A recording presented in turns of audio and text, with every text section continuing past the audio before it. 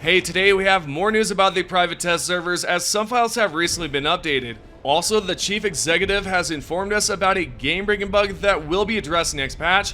He also answered a question about expanding the studio and so much more. If you would like to support the channel, please hit the like button below at any time, subscribe, and turn on notifications. We're going to begin by discussing some updated news about the private test servers. If you haven't seen the previous video, the CCO, Mr. Pilstead, revealed on the Helldivers 2 Discord that the access to the test servers will be restricted to a selected group, and the participants must sign an NDA, which, for those unfamiliar, stands for Non-Disclosure Agreement. Now, in that video, I told you all I would keep you posted and let you know if I find out any news on this. Well, I recently checked out the Helldivers 2 Steam DB page, and it's evident that the developers are actively working on it. For example, you can see in the date at the top corner and the green plus sign next to the branch, labeled Playtest Branch. Now, this right here I was not expecting, but surprisingly Arrowhead will test the new content with the branch and not with a separate app. Which, to be honest, I thought Arrowhead would have two versions similar to Bethesda with Fallout 76. One for regular play and one for testing, but it turns out Arrowhead is going to use Steam only for their tests, which means console players, unfortunately, you will not be able to. However, if you're on PC, what Arrowhead will do is provide you with a password. You'll use this password to activate the branch, and the only way to do that is to go to the properties by right-clicking on Helldivers 2, tapping properties, select the beta tab, and then enter the password there. Anyways, that aside, I'm a bit surprised here. I thought there would be a whole separate app for testing like some other games do, but this approach is probably the quickest way to go about it. No need for a new app, just download the new branch, you test it out, and you do this all without bumping into normal players. For anyone not aware, on Steam you can revert to an older patch and it'll still work, but you'll play alone unless others have that exact patch. That's how the playtest branch will work. You'll download it, test out all the new features with others on the same branch, and this keeps players on different versions out. With that information aside, the Arrowhead CEO has provided an update on another bug that will be resolved in the next patch, but also offered a workaround. So, Shams responded to a player on the Helldivers 2 official Discord who asked if the devs have any plans to fix the Helldive bug. The CEO's response was that the bug is caused by the language settings in the game. Yeah, no joke. The proof can be seen here where Georgiana replied back and said, "Hey, we think we discovered the problem. It's a bug with language selection menu. If you set your PS5 language to English, it should work. We will fix this in the upcoming patch." When I first saw the CEO's reply, I was surprised. Who would have thought that the language settings were behind this glitch? So if you're stuck with this bug currently, just tweak your PlayStation languages to English, like the CEO said, and that should resolve it. Hopefully that will get you guys back into the action and back to diving onto planets. Now, just a moment ago I said I was surprised, but thinking about it, maybe it's not that shocking. Remember when the devs made the Eruptor shrapnel act like the airburst rocket shrapnel? If not, you definitely need to watch the previous video after this one. That needed a whole weapon redo, by the way. Sometimes their choices like that definitely makes you scratch your head and wonder what's going on over there. But with that said, there is some good news. As you know, it's going to be fixed. They plan to include this in the next patch notes, so it's not terrible.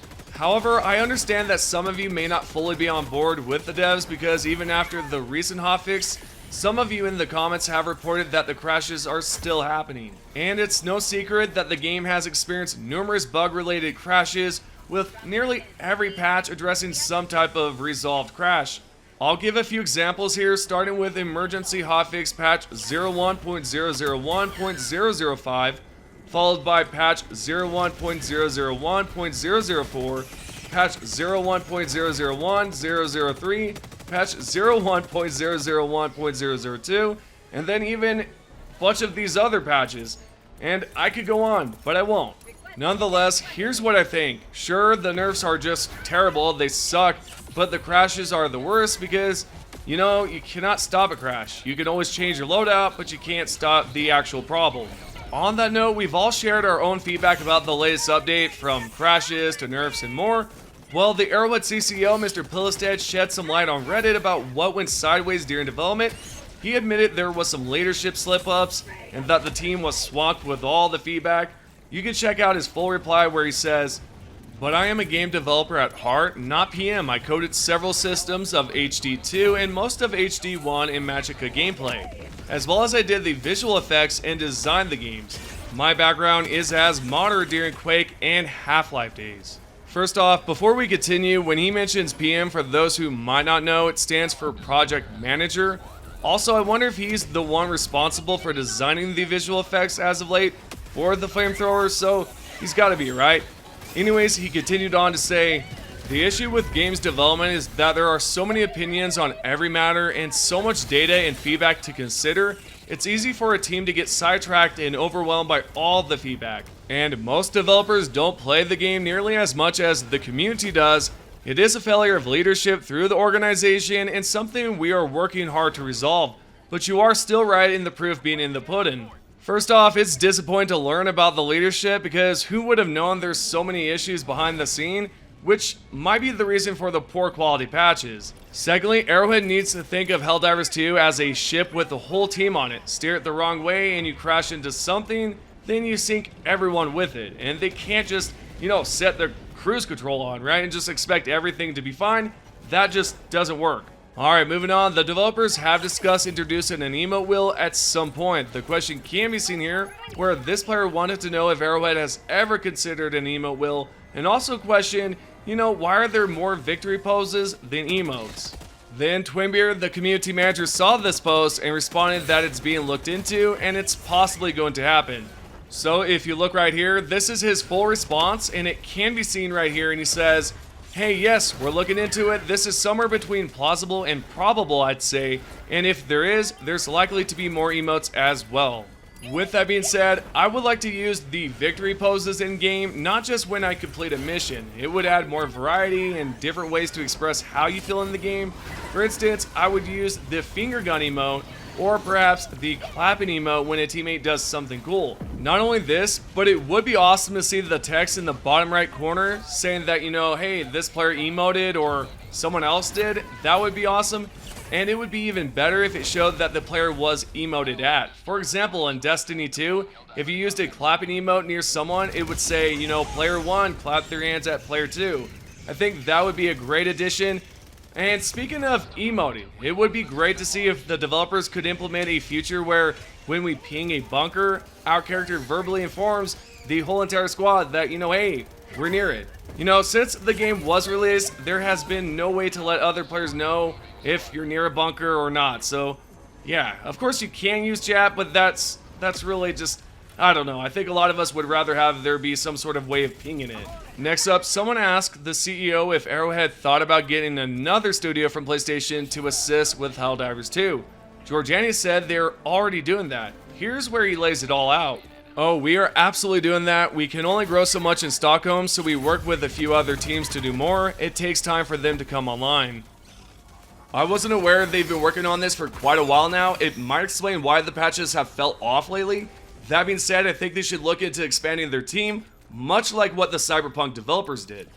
At the moment, Arrowhead is looking to hire a QA lead, another game master, and several other crucial roles. Now let's talk about some more bugs that are going to be fixed in the next update. On the Discord, Twinbeard, the community manager, answered a bunch of questions. Someone there asked if Helldivers 2 will ever let you use a keyboard and mouse. Twinbeard's reply was pretty straightforward. They're not going to add this at any point.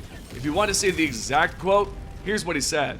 "I can't say for sure if it's changed, but the last 2 times I've asked, the answer was that we're not planning on implementing it. Yes, would of course be more fun, but at least it's a reply." Well, if you were holding out hope for a keyboard support in Helldivers 2, unfortunately it looks like that's not in the cards. It's a bit of a letdown, especially since I know some of you prefer playing with the keyboard and mouse, even on PlayStation. I'm not too sure how complex it would be, to implement it, but you'd imagine it wouldn't be too tough, right? Still, they've decided against it, which is a bummer for sure.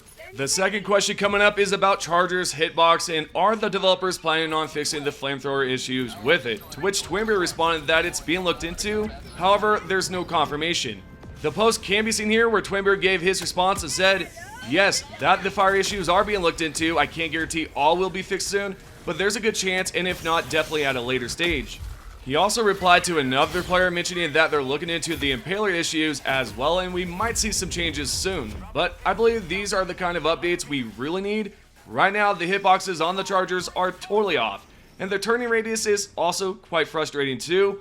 Once they sort out all these issues and fine-tune the Chargers, I think we're going to see a game that feels completely transformed. That is if they do everything right and, we're not on a buggy patch. On that topic, he updated us that there won't be another major patch coming soon.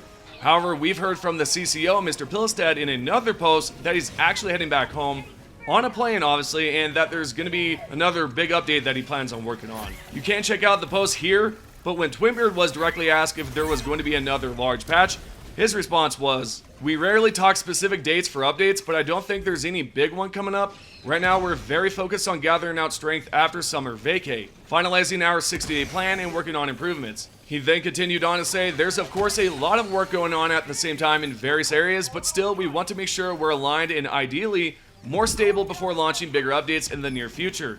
Smaller stuff, possibly." From what he mentioned, it sounds like there might be two teams, one tackling the next major patch and another focused on stability, performance, crash fixes, and ensuring that the updates are rolled out smoothly. I'm not entirely sure how beneficial this split focus will be, if that is what's going on, but to be fair, working on a big update while simultaneously addressing smaller issues does not seem like a good idea. I'm no developer, but that's my opinion. And last but not least, we have a status update on the vehicles. Now, previously in the other video, I told you guys that the flying vehicles are not going to happen, but the land vehicles, I'm not too sure about that either, because right here, Twinbeard responded, "No idea, and as far as I know, there are no confirmed vehicles on the horizon either. Regardless, one thing I do know that is related to stuff, has mechs and or possible vehicles, is the thing our leads have been talking publicly about, that we're working on tweaking memory usage in the game's engine. I know there's an issue where we can't have too many units or too much stuff on the map at the same time."